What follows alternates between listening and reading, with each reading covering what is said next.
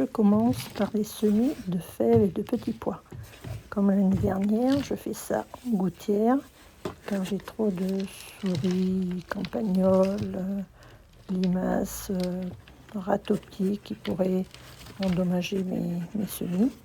Donc du coup, je mets tout ça en gouttière. Le système de la gouttière, c'est pas mal parce que une fois que c'est germé, j'enlève les deux morceaux de bois qui sont de chaque côté et c'est très facile de les implanter au jardin. J'en ai fait une petite vidéo l'année dernière, donc je recommence cette année exactement pareil. J'arrose bien partout évidemment. Il faut que la terre soit bien humide mais pas détrempée. Dès que mon arrosoir sera débouché, ça ira beaucoup mieux. J'ai acheté mes semences de fèves et de petits pois cette année chez Cocopelli. Je sème mes graines à peu près tous les 5 cm sur une seule rangée. Et comme je ne vais pas tout utiliser, j'en referai une autre série d'ici 15 jours, 3 semaines.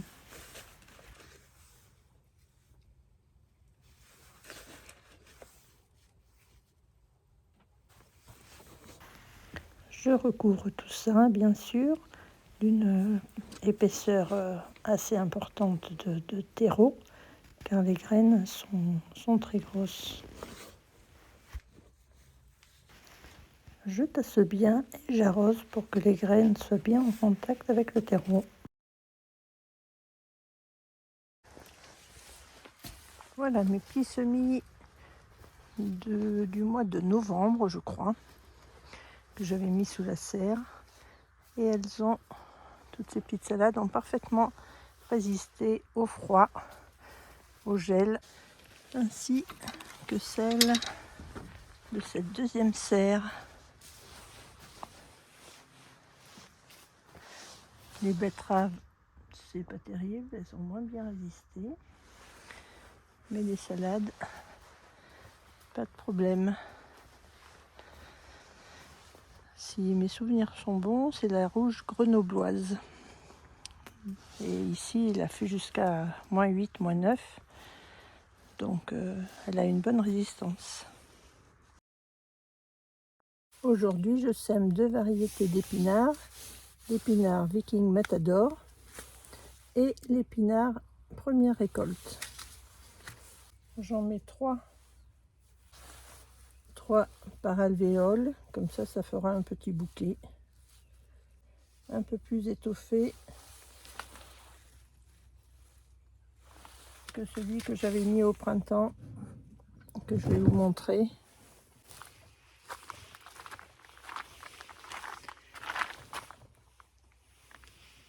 C'est pas un de printemps, je veux dire, c'est un que j'avais mis cet automne. Et en fait, j'avais tout démarié les plants et on voit bien qu'ils sont pas très épais. En plus, certains se sont fait manger, évidemment. Mais là, je vais essayer de mettre entre tous ces plants les petits semis que je suis en train de faire. Je viens de me rendre compte que ces graines ont 2 ans. Donc du coup, j'en ai mis 5 pour être sûr d'avoir un taux de germination assez important. On verra. Hop. Voilà, on va faire la deuxième variété qui est plus récente puisqu'elle est bonne jusqu'à fin 2027. Je recouvre. Et là, je vais arroser très peu parce que le terreau est déjà complètement humide. Et en fait, j'arrose juste pour que la terre soit bien en contact avec les graines. C'est tout. Maintenant, je vais essayer de semer des oignons. L'année dernière, je n'avais pas très bien réussi. Finalement, je mettais des paniers en bulbille. Mais cette année, je vais réessayer. Donc avec cet oignon géant et celui-là, je ne sais pas. Il a été un peu mangé, ce paquet. Donc j'ai commencé par préparer mon terreau.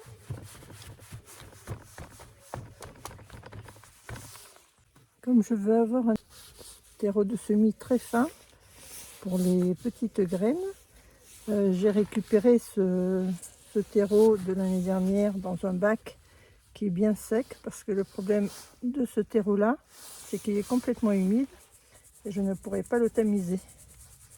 Tandis que celui-là, on peut le tamiser sans problème. Ensuite, je vais faire des petits sillons. Les graines étant petites, il faut qu'elles soient enfoncées à un demi-centimètre à peu près. Un demi-centimètre à 1 centimètre.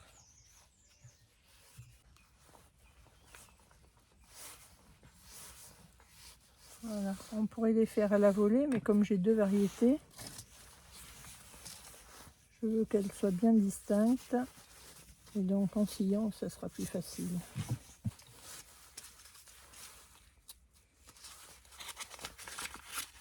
La grosseur des graines, c'est vraiment tout petit. Voilà. Donc il faut faire attention. Les mettre une par une, délicatement. Et je recouvre un petit peu plus.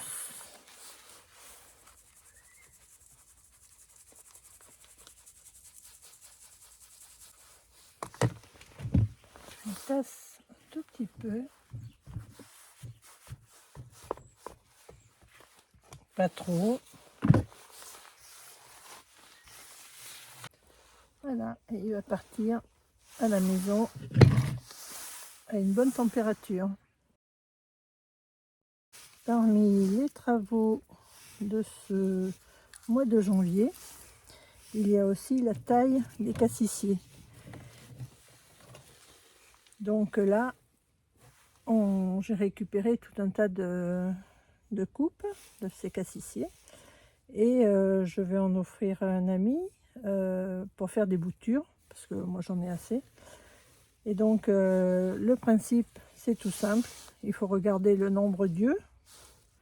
Voilà, 1, 2, 3, 4, 5, on les voit bien parce que les petits bourgeons ont commencé à arriver. Donc moi ce que je fais, c'est que j'enlève les 2 ou 3 premiers. On va en laisser 2 là. 2 qui allaient se transformer en feuilles, je les retire. Et je garde 2 bourgeons. Et je coupe ensuite au-dessus du bourgeon, voilà, en biais. Comme ça, il n'y a plus qu'à planter ça dans un pot, voilà, comme ça, pouf, et ça va reprendre d'ici le printemps.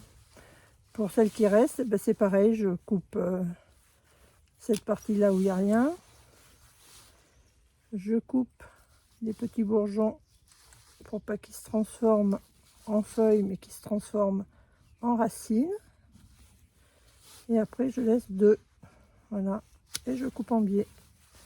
Voilà le deuxième. Et ainsi de suite. Donc, avec une seule tige, on peut faire quand même beaucoup de boutures, ce qui est très économique. Pour le cassis, ça vaut assez cher quand même. Donc celui-là, il n'est pas très beau, donc je vais prendre 2 bourgeons comme ça. Voilà. Et je lui prépare toutes ces petites boutures. Il n'y aura plus qu'à les mettre en terre. Tout bête. Donc vous voyez, ça en fait un paquet. Et ça, en fait, j'ai taillé les branches de l'année. Donc du coup, elles sont bien vigoureuses.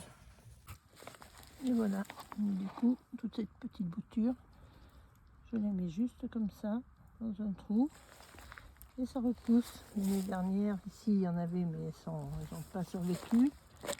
Là, il y en a quelques-unes qui ont survécu. Là, elles ont bien Elles ont bien démarré. Voilà. Là, je viens d'en remettre. Et là, elles avaient bien démarré aussi.